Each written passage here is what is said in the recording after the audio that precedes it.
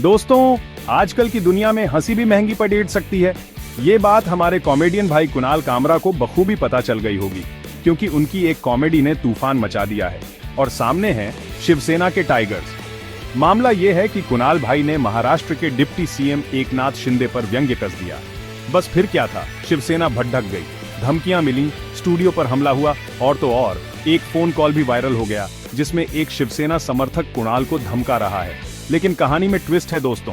कुणाल ने भी डरने के बजाय इस पूरे मामले को अपने अंदाज में हैंडल किया और बन गया ये मामला कॉमेडी और राजनीति के टकराव का एक बड़ा उदाहरण।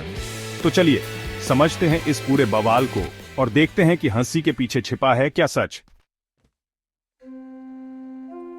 तो हुआ यूं कि कुणाल कामरा ने अपने एक शो में एकनाथ शिंदे को गद्दार कह दिया।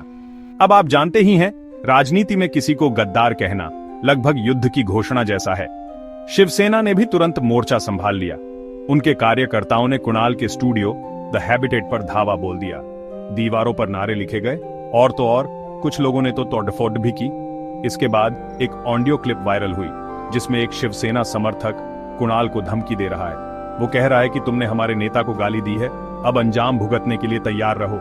लेकिन कुणाल ने भी हार नहीं मानी। उन्होंने चुटकी लेते हुए जवाब दिया, अभी मैं तमिलनाडु में हूं, आप कैसे आओगे। बस यही डायलॉग इंटरनेट पर छा गया और मीम्स की बारिश आ गई।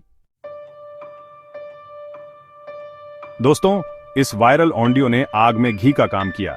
एक तरफ शिवसेना गुस्से में थी और दूसरी तरफ कुणाल अपनी हाजिर जवाबी से लोगों को हंसा रहे थे। ऑडियो में जिस तरह कुणाल ने शांत रहकर बड़े ही मजेदार अंदाज में जवाब दिया, वो देखने लायक था। अभी तमिलनाडु कैसे पहुंचने का भाई, ये डायलॉग तो अब एक पंचलाइन बन गया है। इस ऑडियो ने पूरे मामले को एक नया ही एंगल दे दिया। लोगों ने कुणाल की बहादुरी और हाजिर जवाबी की दाद दी। कई लोगों ने शिवसेना की आलोचना भी की कि वो एक कॉमेडियन से इतना डर गए हैं। दोस्तों, ये तो हम सब जानते हैं कि राजनीति और हास्य का गहरा नाता है। राजनेता चाहते हैं कि लोग उन पर हंसें, लेकिन सिर्फ तब जब वो खुद चाहें। यहां मुश्किल ये हो गई कि कुणाल ने वो बात कह दी जो शायद शिवसेना सुनना नहीं चाहती थी, और इस पर उनका गुस्सा जाहिर होना स्वाभाविक भी था। लेकिन सवाल ये है कि क्या राजनीतिक व्यंग्य की कोई सीमा होती है? क्या कॉमेडियन को सोचना चाहिए कि उनके मजाक से किसी की भावनाओं को ठेस न पहुंचे?